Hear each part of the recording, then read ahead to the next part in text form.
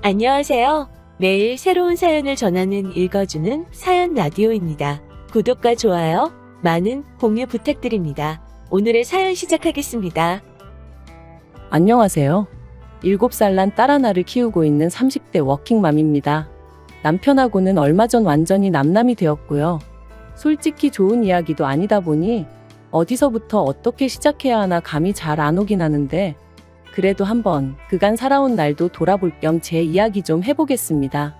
두서가 없더라도 들어주세요. 남편하고 헤어지기 전까진 같이 식당을 했지만 처음 만난 건 회사에서였어요. 원래는 서로 다른 부서에서 근무하다가 남편이 저희 부서로 오면서 가까워졌네요. 그렇다고 특별한 계기가 있었던 건 아니고 지금 생각해보면 매일같이 부딪히다 보니 정이 들었던 것 같아요.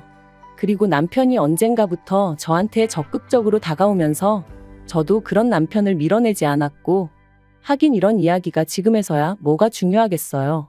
아무튼 그렇게 연애를 시작하고 1년 만에 결혼 이야기까지 오가기 시작했습니다. 양가 부모님 모두 어차피 결혼할 거면 뭐하러 시간 끄냐 하셔서 서두른 감도 없잖아 있었죠. 그래서 지금도 저희 친정 부모님이 그 부분에 있어서는 저한테 참으로 미안하다 하세요. 생각해보면 여자 나이 31가 그렇게 많은 것도 아니었는데 괜히 당신들이 설레발을 쳐서는 제가 이렇게 이혼녀 딱지를 달게 된 건 아닌지 모르겠다 하시면서 말이죠. 하지만 이 부분에 있어서는 저는 저희 친정 부모님한테 정말 요만큼의 원망도 없습니다. 저도 그때는 제가 이혼녀 딱지를 달게 될 거라곤 상상도 못했는걸요. 어쨌든 연애하는 동안 사소한 다툼 한번 해본 적이 없었으니 결혼을 한다면 남편과 하는 게 당연하다고 생각하기도 했었고요. 결혼할 때 시댁에서 3천 해주셨고 친정에서는 1억 좀 넘게 해주셨어요. 어쩌다 이렇게 차이가 많이 나게 되었냐 하면 이야기가 복잡해지는데 빨리 결혼하라며 서둘렀던 시부모님은 처음에만 하더라도 집을 해주니 뭐를 해주니 하시며 말씀이 참 많으셨습니다. 그리고 그쪽에서 그러고 나오니 저희 친정에서도 어느 정도는 해서 보내야겠다 생각하셨고 그래서 1억 정도를 예산으로 잡으셨던 거죠. 하지만 빈수레가 요란하다더니 막상 본격적으로 신혼집을 알아보고 그러니까 자꾸만 어머님의 말씀이 달라졌습니다. 처음엔 역세권까지는 아니더라도 번듯한 아파트 한 채는 사주겠다고 하셨다가 급하게 구할 필요가 있냐 하시면서 일단은 전세로 살면서 좋은 매물이 있는지 보라고 하시더니 나중에는 전세보단 속편하게 월세가 낫겠다 하시고 그러다 나중에는 3천만 원을 해줄 테니 이걸로 일단 월세 보증금을 하랍니다. 돈이 없는 게 아니라 여기저기 묶여 있어서 현금화할 형편이 안 된다 어쩐다 하시면서 말이죠. 그리고 물론 시부모님 재산인 만큼 제가 이러쿵저러쿵 할 것은 못 되었지만 그래도 기대와 실망이 반복되니 나중엔 그냥 시부모님 입에서 집 얘기가 나오는 그 자체가 짜증이 나더라고요. 뿐만 아니라 그럴 때마다 이번엔 어떻게 친정부모님께 상황을 알려야 하나 싶은 게 그래서 아닌 게 아니라 파혼 이야기가 나오기까지 했었습니다. 그런데 그때 저희 남편이 저희 친정부모님을 찾아와 무릎 꿇고 아주 맹세를 하더라고요. 자기도 이번에 자기 부모님이 이런 분들인지 처음 알았다 하면서 앞으로 사는 동안엔 절대로 이런 일은 없을 거다. 자기를 믿고 저를 보내달라. 남부럽지 않게 살게 해줄 거다. 그리고 저희 친정아버지 말씀이 그 당시에는 그래도 저희 남편 눈에서 불타오르는 열정과 진심 그런 걸 보셨답니다. 물론 지금은 당신이 뭐에 홀렸던 것 같다 하시지만요. 그래도 결국 우여곡절 끝에 저희는 결혼을 하게 되었고 그렇게 시댁에서는 삼촌 친정에서 1억을 지원받았습니다. 그래도 저희 시부모님 특히나 어머님 어찌나 의기양양하시던지 계속 하시는 말씀이 없어서 안 해주는 게 아니라 상황이 안 따라주는 거라면서 말이죠. 그런데 그때는 저도 기대할 게 아예 없었기에 네 하고 그냥 한 귀로 듣고 한 귀로 흘렸어요. 그냥 저는 저대로 남들 하는 만큼 며느리돌이만 하자고 마음을 먹었고요. 그러다 제가 결혼한 지 3년 만에 어머님한테 아주 질려버리게 된 일이 있었으니 그건 바로 저희 친정아버지가 저에게 출산 선물로 차를 사주셨을 때였습니다. 친정아버지께서 애가 태어나면 어쨌든 집에 큰 차 한 대는 있어야 한다 하시면서 차를 한 대 사주겠다 하셨거든요. 그리고 저는 처음엔 정말 극구사양했습니다. 이미 저나 남편이나 각자 끌고 다니던 차가 있기도 했고 차를 사더라도 저희 능력으로 사야지 친정 부모님한테 손을 벌릴 수는 없다고 생각했죠. 하지만 친정 부모님께선 마침 가게 일도 술술 잘 풀리고 있는 만큼 이 정도는 해줄 수 있다 하시며 거절하지 말라셨습니다. 이런 것도 능력될 때 해주는 거지. 나중엔 저희가 사달라고 해도 못 사줄지 모른다 하시면서 말해요. 그래서 결국 저는 못 이긴 척 감사한 마음으로 받겠다 했는데 옆에 있던 남편이 어찌나 좋아하던지. 그리고는 말하기를 제가 아이 낳고 육아휴직에 들어가면 사실 운전할 일이 많이 없을 거 아니냐면서 그러면 자기가 종종 끌어도 되겠냐고 묻더라고요. 그래서 그럼 당신 차는 어쩌고 했더니 내 차는 처제주면 되잖아 그러는데 나름대로 그것도 방법이겠다 싶었어요. 그래서 좋은 게 좋은 거다 싶어 남편도 그렇고 저도 그렇고 저희 친정 부모님도 그렇고 새 차의 주인이 누구냐에 대해선 크게 개의치 않기로 했죠. 그런데 정작 어머님께선 남편 차를 어떻게 처리할지를 두고 어떻게 당신과 상의 한마디 하는 사람이 없냐며 크게 화를 내셨습니다. 그리고는 덧붙이시기를 그 차를 사던 당시 어머님이 현찰 600만 원을 보태주셨었다면서 그러니 그 차의 소유권이 어머님한테도 있는 거라며 제 여동생을 줄 거면 그 600만 원을 토해내라는 거예요. 얼마나 어이가 없던지. 그래서 남편한테 어머님이 그렇게 말씀하시니 당신은 그냥 계속해서 당신 차 끌고 다니라 했습니다. 친정아버지가 사주시는 새 차는 그냥 내가 끌고 내가 타던 차를 여동생에게 주는 게 맞는 것 같다면서 말이죠. 그랬더니 남편이 그냥 어머님한테 600만 원 드리고 원래 하기로 한 대로 하면 안 되냐대요. 그래서 그건 내가 납득이 안 돼서 싫다 했습니다. 당신 총각 때 보태주신 돈을 그것도 빌려주신 것도 아니고 그냥 주신 거라면서 이제 와서 왜 그러시는 건지 이해가 안 된다고. 그러니 못 드리고 드리기 싫다 했죠. 그랬더니 남편이 그러지 말고 용돈 드린다 생각하면 안 되겠냐는데 거기서 짜증이 팍 나더라고요. 솔직히 이렇게까지 비교는 안 하려고 했지만 남들은 며느리가 임신했다고 용돈 주고 애 낳을 때 되면 산후조리 비용도 대주고 그런다던데 저희 시부모님은 그런 거 제 앞에서 입도 뻥끗 안 하셨어요. 그래도 뭐 사람마다 사정이 다른 거니까 그러려니 했지 서운한 기색 단 한 번도 내비친 적이 없었거든요. 그런데 이제 뭐 돈까지 내놓으라 하니 제가 기분이 어땠겠어요? 그래서 남편더러 그런 뻔뻔한 소리는 좀 하지 말라고 했습니다. 임신 내내 좋은 것만 보고 좋은 것만 들으려고 노력했는데 막판에 어머님이나 당신 때문에 스트레스 받기 싫으니까 조심 좀 하라면서 말이죠. 그랬더니 남편도 더는 말은 안 했지만 생각할수록 어머님 심보가 어찌나 얄밉고 괘씸하던지 정말 그나마 그래도 남편을 세상에 있게 해주신 분이니 잘해드려야지 했던 마음이 아주 산산조각이 나는 기분이었네요. 그리고 한편 지금으로부터 3년 전 저는 고민 끝에 퇴사를 했습니다. 쉬운 결정은 아니었지만 코로나로 인해 친정 부모님의 가게가 휘청이기 시작했고 회사는 회사대로 인력 감축이다 뭐다 말이 나오기 시작했는데 저랑 남편은 사내부부다 보니 이래저래 불안한 말들이 들려오더라고요. 참고로 회사가 규모가 크지 않다 보니 듣고 싶지 않아도 들려오는 이야기들이 많았죠. 아무튼 그래서 고민 끝에 제가 회사를 나왔습니다. 그리고는 그간 친정부모님이 운영하시던 가게를 어떻게 하면 보다 효과적으로 운영해 나갈 수 있을지 고민하면서 친정어머니랑 같이 신메뉴를 개발하고 정말이지 눈코 뜰 새 없이 바쁜 나날들을 보냈던 것 같아요. 그리고 다행히 정말 고생 끝에 낙이 온다더니 코로나가 잠잠해지기 시작한 무렵부터 조금씩 가게의 분위기가 달라지는 게 느껴졌습니다. 소위 흐름을 타는 게 느껴졌달까요?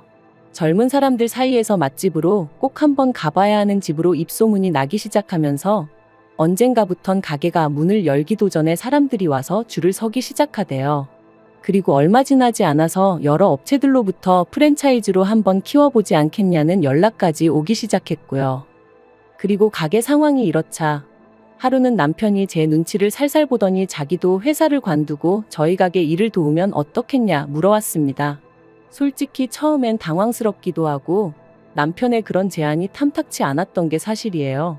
가게가 언제까지 잘 될지 모르겠는 상황에 저는 남편이라도 비교적 안정적으로 직장 생활을 이어나갔으면 했으니까요. 하지만 남편은 저더러 저도 직장 생활을 해봤으니 자기 기분을 알 거 아니냐며 언제까지 남 밑에서 일만 해야 하냐고 자기도 뭐 주체적으로 일을 하고 싶다나요? 그래서 남편에게 착각하지 말라고 식당 일에 합류하더라도 당신은 여전히 우리 부모님 밑에서 일을 해야 하는 거다. 회사나 별반 다르게 없을 거다 했죠. 그랬더니 그런 말 굳이 안 해도 무슨 소린지 이해한다면서 하지만 회사 상사랑 장인 장모님이랑 같냐 그러는데 솔직히 어쨌든 돈 벌러 왔을 땐 같다면 같은 거지 또 다를 건 뭔가 싶대요. 하지만 그때는 남편에게 그렇게까지 냉정하게 말은 못했어요. 그냥 일단 알겠다 부모님께 여쭤보겠다고만 했죠. 그리고 친정부모님께선 그렇지 않아도 가게가 좀 더 자리를 잡으면 아예 저를 믿고 맡겨보려 하셨다며 남편이 옆에 있으면 얼마나 의지가 되고 도움이 되겠냐고 그렇게 하게 하라시는 거예요. 그래서 조금 찝찝한 마음이 없잖아 있었지만 결국 남편이 회사를 관두고 식당 일에 합류하는 데 있어 동의를 해주고 말았습니다. 그런데 문제는 남편이 가게 일을 시작한 이후부터였어요. 친정부모님은 이제 쉬엄쉬엄 일을 하고 싶다 하시며 가게에 나와 계시는 일수를 줄이겠다 하셨거든요. 그리고 저도 그 부분에 있어서는 아쉬울 것도 서운할 것도 전혀 없었죠. 오히려 잘 됐다고, 잘 생각하셨다고 했으니까요. 그리고 친정부모님은 한 가지 조건을 더 거셨는데 가게 메뉴의 기본이라고 할 수 있는 양념장, 저희는 비법 소스라고 불렀는데 아무튼 그건 어떻게 만드는지 절대로 못 알려주신다고 그러니 필요하면 저희더러 사다 쓰라고 하셨죠. 남편이 합류하고 3달쯤 흘렀을 때부터는 친정부모님은 일주일에 한두 번 정도만 가게에 얼굴을 비추셨고 비법 소스를 만들어주시는 대신 달에 150만 원을 받아가셨어요. 그리고 이 안에는 재료비에 친정부모님의 수고가 들어가 있었으니 저는 결코 그 돈이 많다고 생각하지 않았습니다. 실제로 저희가 그 소스 덕분에 버는 수입은 저희 2사람이 직장을 다닐 때보다 많을 땐 2배 가까이 되었으니 시쳇말로 남는 장사면 남는 장사였지 결코 손해는 아니었죠. 그런데 이 사실을 알게 되신 어머님께선 가족끼리 뭘 그런 걸로 돈을 받아가냐며 저희 친정부모님을 마치 치사하고 쪼잔하신 분들로 몰아가시대요. 그뿐만이 아니었습니다. 저랑 저희 부모님 때문에 졸지에 당신 아들이 부엌대기가 되었다며 마음에 안 들어 죽겠다고 어디 가서 말도 못한다 하시면서 말이에요. 그리고 이런 말씀을 하시는 와중에도 저희한테 이거 해달라 저거 해달라 요구하시는 건 또 어찌나 많으셨는지. 솔직히 저희 친정부모님의 비법 소스 덕분에 돈을 벌었으니까 그 돈으로 어머님이 좋아하시는 이것도 해드리고 저것도 해드릴 수 있었던 건데 그런 건 또 전혀 생각을 안 하시는 눈치였어요. 지금 생각나는 대로 하나둘 하소연을 하다 보니 좀 두서가 없긴 한데 따지면 따질수록 저희 어머님은 정말이지 당신 입장밖에 모르시는 그 와중에 주제 파악은 안 되시는 분이셨네요. 그래서 결국 올해 초 남편에게 수익 구조를 다시 정하자고 말을 꺼냈습니다. 남편은 월급제로 그리고 친정부모님께는 비법 소스를 만들어주시는 거 외에 제가 그 비법 소스에 대한 사용료를 드리겠다 했죠. 간단하게 용돈을 더 드리겠다 하지 않았던 건 그런 보나마나 시부모님 특히나 어머님께서 가만히 계실 리가 없었기 때문이고요. 그랬더니 남편이 자기가 왜 월급제냐며 화들짝 놀라더군요. 그래서 솔직히 당신이 나와서 하는 게 뭐가 있냐고 주방에서 일을 하기라냐 그렇다고 요리를 할 줄 아냐.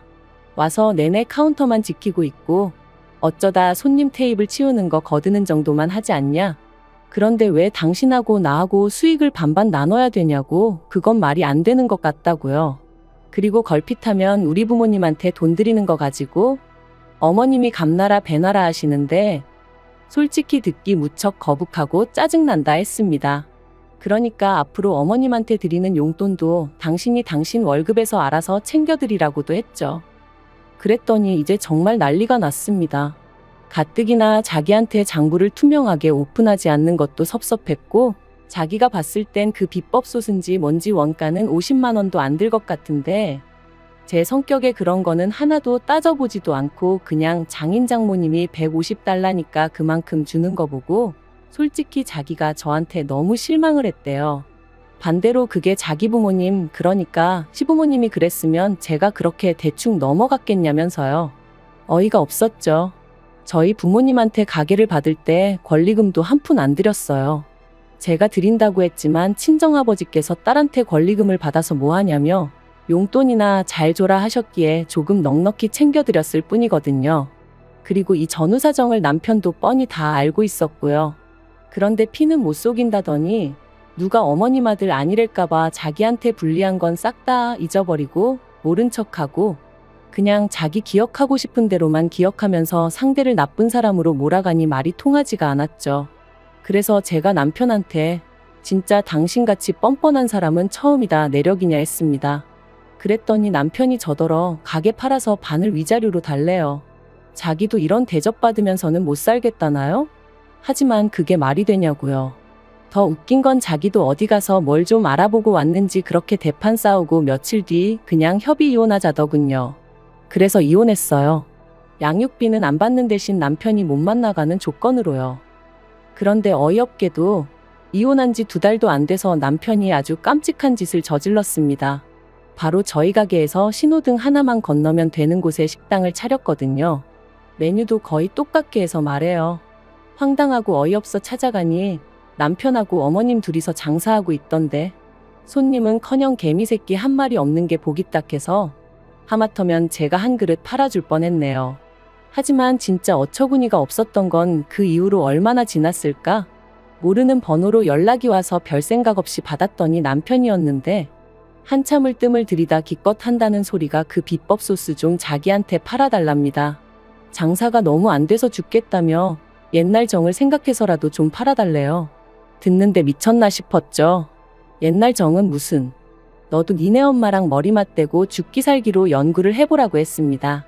그리고 네가 망하든 말든 나는 관심 하나도 없으니까 괜히 나한테 전화해서 앓는 소리도 하지 말라고 했어요.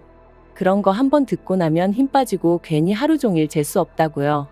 그러니까 저더러 지독한 여편내라길래 칭찬 고맙다 하고 전화 끊어버렸습니다. 그 나이 먹도록 아직도 세상사가 자기 뜻대로 풀리는 게 아니라는 걸 모르는 건지 한심할 뿐이에요. 긴 이야기 들어주셔서 감사합니다. 오늘의 사연은 여기까지입니다. 구독과 좋아요, 알람 설정해주시면 앞으로 더 좋은 사연으로 찾아오겠습니다. 감사합니다. 감사합니다. 감사합니다. 안녕하세요. 매일 새로운 사연을 전하는 읽어주는 사연 라디오입니다. 구독과 좋아요, 많은 공유 부탁드립니다. 오늘의 사연 시작하겠습니다. 안녕하세요. 결혼한 지 16년 만에 남편하고 이혼한 40대 여성입니다. 담담하게 한 글자씩 적어가고 있지만 사실 그간 마음이 무척이나 복잡했습니다. 남편이 바람을 피웠다던가 도박을 했다던가 누가 봐도 욕 나올 만한 짓거리라도 했으면 제 마음이 이렇게까지 심란하진 않았을까요? 정말이지 이 상황의 시작이 어머님이라는 게 우라가침입니다. 생각해보면 늘 어머님이 문제셨어요. 남편과 제 사이에서 큰 소리가 나왔다 하면 100이면 100 어머님 때문이었거든요. 남편하고는 18년 전 사촌 오빠의 소개로 만났습니다. 그렇다고 사촌 오빠랑 남편이 얼마나 가까운 친구 사이였냐 하면 그건 아니었고 사촌 오빠도 건너 아는 사람이라 했는데 뭐 회사도 좋은데 다니고 하니까 건실한 청년 같다며 자기 딴에는 아끼는 여동생인 저를 챙겨준답시고 다리를 놔준 거였죠. 아무튼 그렇게 만나게 된 저희는 햇수로 1년을 연애했습니다. 그리고 남편이 어차피 둘 다 서로 확신이 있는데 굳이 시간 낭비할 필요가 뭐가 있냐 하며 결혼 이야기를 꺼냈고 저도 딱히 거절할 이유를 찾지 못했거든요. 그래서 그렇게 지금 생각해보면 조금은 번갯불에 콩구 어먹듯 부부의 연을 맺었습니다. 결혼 당시만 하더라도 양가 부모님이 다 살아계셨고 또 양쪽 다 형편이 빠듯한 것은 아니었기에 저희 친정에서 5천, 시댁에서 1억 해주셨습니다. 참고로 요새야 반반 결혼이니 뭐니 그렇게들 한다지만 16년 전만 하더라도 그래도 그림상이라고 해야 하나 분위기가 얼마라도 남자 쪽이 더 해오는 시기였어요. 그렇지 않으면 남자 쪽은 남자 쪽대로 자존심 상해했고 여자 쪽도 여자 쪽대로 좀 껄끄러워했다고 해야 하나. 적어도 제 주변은 그랬거든요. 그리고 제가 이런 이야기를 하는 이유는 저희 친정에서 시댁보다 부족해서 돈을 덜 해주시고 그런 건 아니었다는 얘기가 하고 싶어서입니다. 추가로 제 연봉이나 남편 연봉이나 크게 차이나지 않았다는 것도 알려드리고 싶네요. 그런데 그렇게 지원을 받으면 뭐하나요? 이제 와서 말이지만 저희 시부모님 그 1억 해주시고 정말 어지간히도 사람을 못 살게 구셨습니다.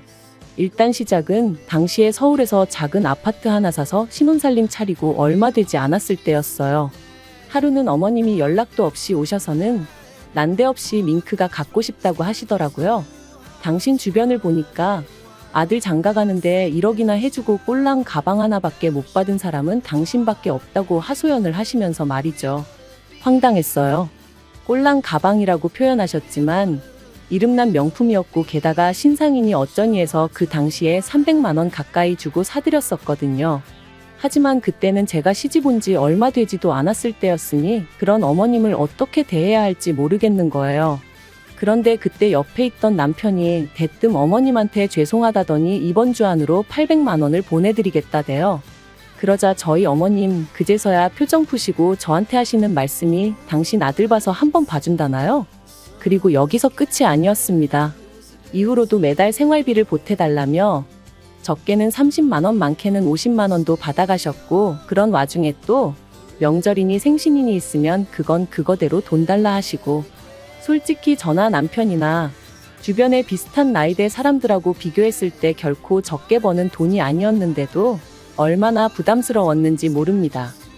그러다 결혼한 지 3년차 되던 해 아버님이 폐암 판정을 받으셨어요.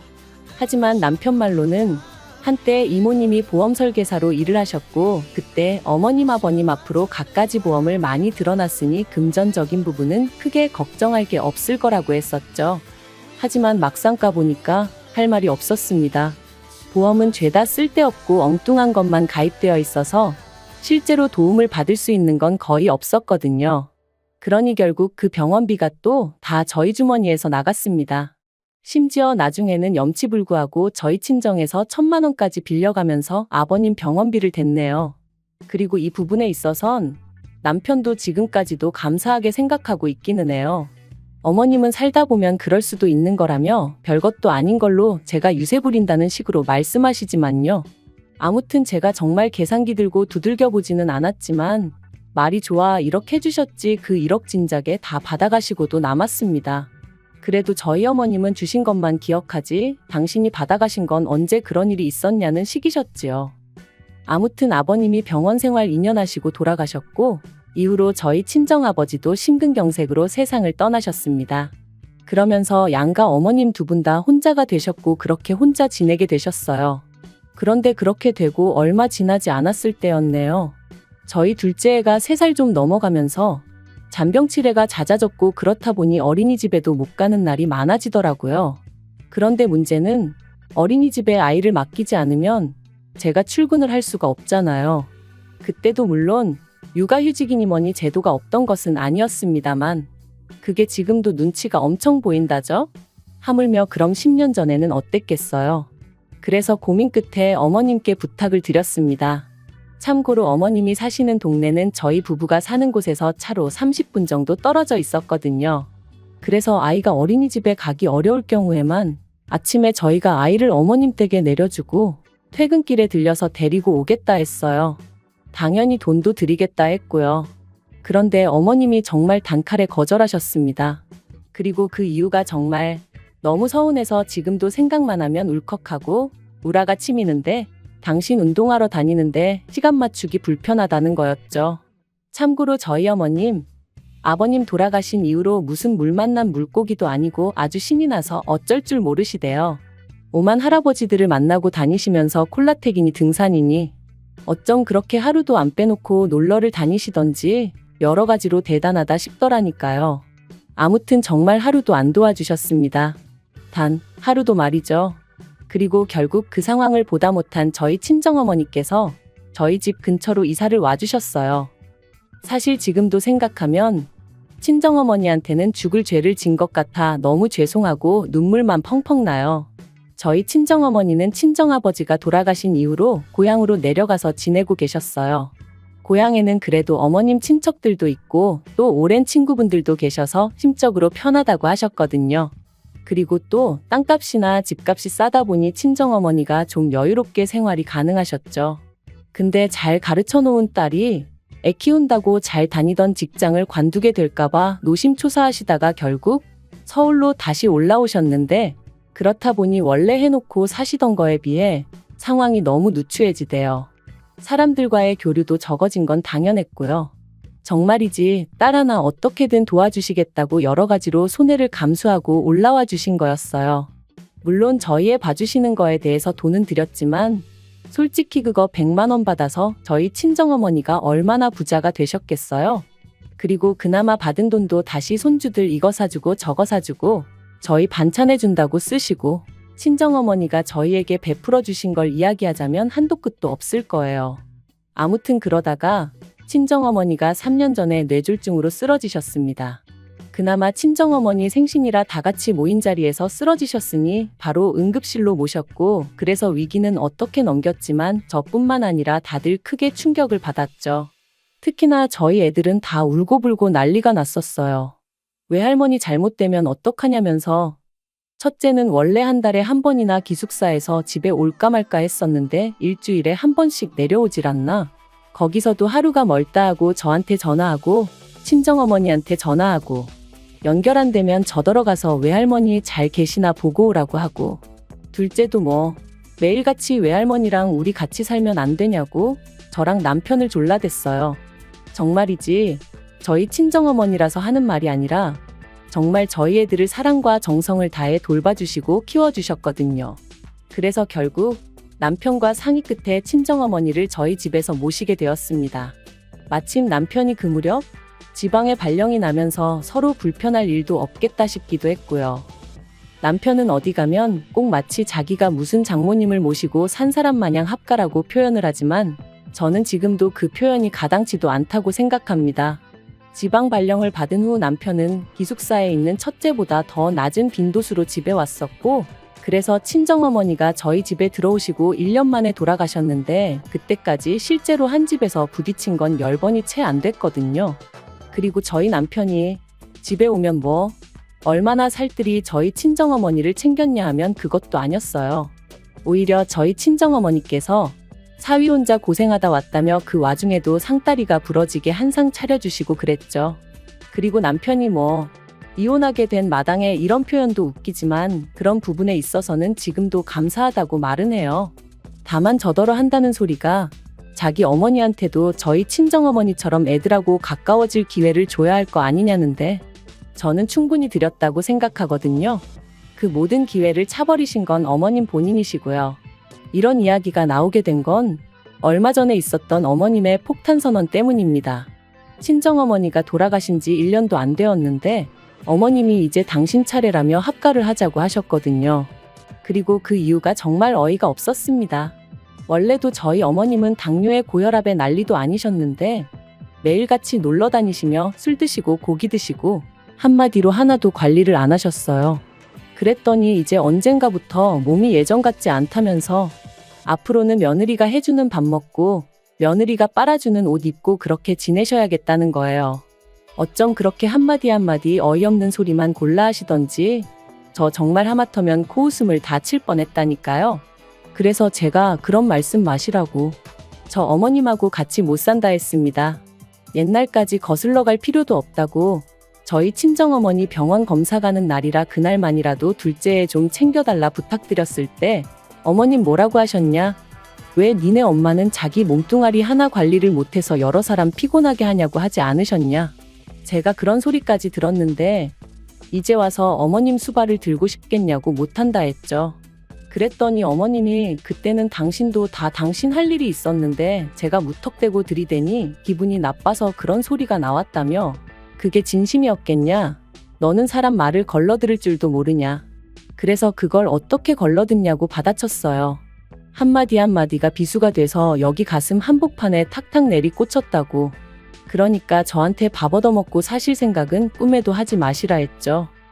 그랬더니 이제 남편이 난리가 났어요. 저더러 아무리 그래도 그렇지 어떻게 어머님한테 그런 소리를 할 수가 있느냐면서 자기 입장에선 장모님 모시고 살 때 군소리 안 했는데 저는 왜 이러냐고 너무한 거 아니냐대요. 그래서 당신이 우리 엄마한테 밥을 한번 차려드려 봤냐? 우리 엄마 양말을 한번 빨아드려 봤냐 했습니다. 한 집에만 있으면 모시고 사는 거냐고 말도 안 되는 소리 좀 하지 말라 그랬죠. 그리고는 막말로 우리 엄마는 진짜 환자였고 그래서 얼마나 오래 버티실지도 모르는 상황이었지만 어머님은 뭐 죽을 날 받아놓으셨냐 했습니다. 내년에 돌아가시는 거면 모를까? 막말로 10년이 될지 20년이 될지 모르는데 내가 미쳤다고 모시냐고 못한다 그랬죠. 그랬더니 남편이 저더러 미친 거 아니냐면서. 아무튼 결국 서로 고성이 오갔고 주먹만 오가지 않았지 피 터지게 싸운 거나 마찬가지였어요. 그리고 아무리 이런 상황을 숨기려고 해도 결국 애들도 다 눈치를 챘더라고요. 그런데 애들이 대번에 저희 남편더러 하는 말이 자기들은 할머니랑은 같이 못 산답니다. 불편해서 못 지낸다고 그렇게 할머니가 걱정되면 아빠가 할머니 댁으로 가 그러는 거예요. 그러니까 이제 남편이 더 크게 화를 냈어요. 니들이 뭔데 나더러 내 집에서 나가라 마라 하느냐면서 키워줬더니 배은망덕하네 어쩌네. 할머니가 없었으면 니들이 이 세상에 존재를 했겠냐 어쨌겠냐 하면서 생색낼 게 없어서 낳아준 걸로 생색을 내냐 한심하다 싶었죠. 그러니까 애들이 아빠랑은 말이 안 통한다면서 지들 방으로 쏙 들어가 버렸어요. 그리고 보통 이렇게 애들하고 남편하고 부딪히면 그래도 결국 제가 나서서 좀 다리가 되어주곤 했거든요. 그런데 이번엔 그러기도 싫대요. 뭐 솔직히 애들이 틀린 말을 한 것도 아니잖아요. 아무리 할머니랑 손자 사이라지만 어느 정도 서로 좀 정도 있고 그래야 같이 지낼 수 있지. 할머니라고 해도 어쩌다 명절이나 애들 생일 때 돈 10만 원 쥐어주신 게 전부인데 애들 입장에서 거기서 할머니의 정을 느꼈으면 얼마나 느꼈겠어요. 아무튼 그래서 이후로 애들이 남편을 본체만 체하던데 저도 그러던지 말던지 냅뒀습니다. 분명 올바른 가정교육은 아니었지만 남편이 너무 꼴보기가 싫으니까 제가 뭐라고 하기도 싫더라고요. 아무튼 그런 와중에 저희 어머님이 기어이 당신 짐을 싸들고 저희 집에 오셨습니다. 저희 친정어머니가 돌아가시기 전까지 쓰시던 작은 방에 당신 짐을 푸셨고요. 그리고는 그때부터 본격적으로 저를 잡기 시작하시대요. 집안이 왜 이렇게 우중충하냐? 반찬이 이게 뭐냐? 빨래를 왜 매일 안 하냐? 솔직히 제 입장에선 기도 안 찼습니다. 어머님이 살림을 얼마나 똑부러지게 하시던 분도 아닌데 그렇다고 제가 무슨 갓 시집 온 새색시도 아닌데 말도 안 되는 꼬투리를 잡아대시니 환장할 노릇이었죠. 그래서 결국 남편에게 우리냐 아니면 어머님이냐 둘 중 고르라 했습니다. 그랬더니 저더러 미쳤냐고 고르긴 뭘 고르냐면서 저만 좀 양보하고 이해하면 다 잘 지낼 수 있는데 제가 일을 크게 만든다대요. 그래서 결국 절이 싫으면 중이 떠나야지 하는 마음으로 제가 나가겠다 했어요. 집이야 뭐 이혼하게 되면 나라에서 알아서 재산 분배해 줄 것이고 어차피 공동명의라 남편 마음대로 할 수도 없는 상황이었으니까요. 그리고 저는 친정어머니가 남겨주신 재산도 있고 그래서 그걸로 작은 빌라나 하나 얻어서 일단 들어가야겠다 싶었죠. 그런데 문제는 애들이 자기들도 저를 따라가겠다고 들더라고요. 죽어도 아빠랑 할머니랑은 못 산다면서. 그래서 그래 한번 셋이서 잘 지내보자 하고는 남편에게 통보했어요. 애들하고 나하고 셋이 나갈 테니 어머님하고 둘이 한번 잘 지내보라고 당신 말대로 장모님하고도 합가 잘했으니까 친엄마인 어머님하고는 뭐가 어렵겠냐고 그랬죠. 그랬더니 남편이 정말 이렇게까지 해야 하냐면서 자기야말로 저처럼 독한 여자랑 못 살겠다고 이혼하자대요. 그래서 순식간에 완전히 남남이 되었어요. 그런데 웃긴 건 이 시간 동안 저희한테 이혼은 하지 말라고 극구 말린 사람이 딱 한 명 있었는데 그게 어머님이셨습니다. 그런데 이혼한 지 오늘로 한 달도 채 안 됐는데 남편이 벌써부터 죽는 소리를 합니다. 하루가 멀다 하고 문자며 전화며 해대서는 만나서 이야기 좀 하자. 어머님이 완전히 달라지셨다 나도 예전에 내가 아니다. 하지만 그러던지 말던지 제 마음이 완전히 차갑게 식어서 그런가? 그런 남편이 꼴사납고 우습기만 할 뿐 불쌍한 마음은 하나도 들지 않네요. 게다가 듣자 하니 어머님이 그간 그렇게 합가하려고 애를 쓰셨던 이유가 매번 당신 죽으면 집은 저희 줄 거라며 거들먹거리셨는데 그 집이 전세도 아니고 월세였더라고요. 사귀던 할아버지가 있었는데 그분한테 잘 보이려고 비싼 골프용품을 어지간히 사다 바치셨던 모양입니다. 그 할아버지도 그 연세에 재혼을 미끼로 저희 어머님을 꼬여내셨던 모양이던데 뭐라 할 말이 없더라고요. 남편도 그 이야기를 하는 내내 속 터져 미치겠다고 울분을 삭히지 못했고요. 아무튼 뭐 그러니 이제 그나마 월세 내는 것도 빠듯해서 저희 집에 들어오려고 하셨던 건지 솔직히 그 속이야 어머님만 아시겠죠. 저는 이제 관심 없어요.